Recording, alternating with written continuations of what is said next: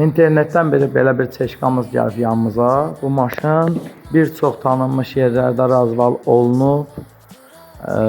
Razval olunmasına baxmayaraq dəfələrlə başqa yerlərdə razval olunub və bunun təzə təkəri qoyur. Təkəri içərdən yeyilir. Görürsünüz necə yeyilir? Bu təkərin yeyilmə səbəbi kim deyər, nədir?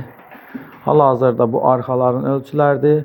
Düzdür, arxalarda bəzi detallar var ki, nasazdır. Ona görə razvalını indi eləmirik. O detallar dəyişilsin, ondan sonra razvala salacaq.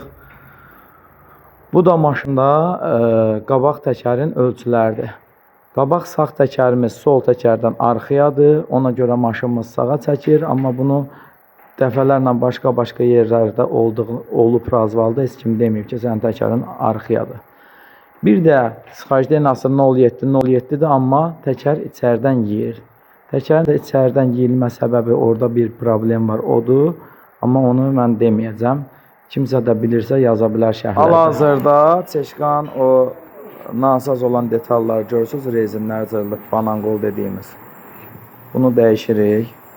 Razvan etiyaqa xarab idi, özünü düzəltmişik.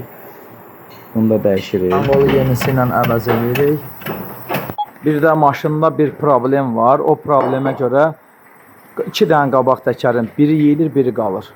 Çünki razvaldan yeyiləndə ən çox ikisində ya içini yeməlidir, ya ikisində çölünü yeməlidir.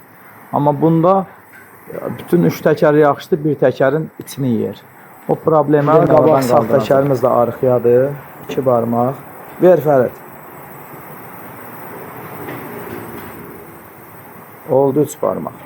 Eşqamızdır. Düzəltdikdən sonra ölçülərdir bu da. İnşallah təkəri yeyilməyəcəkdir. Sizdə də belə bir problem olarsa bizə yaxınlaşa bilərsiniz. Dərdini tapa bilmirlərsə bizə yaxınlaşın.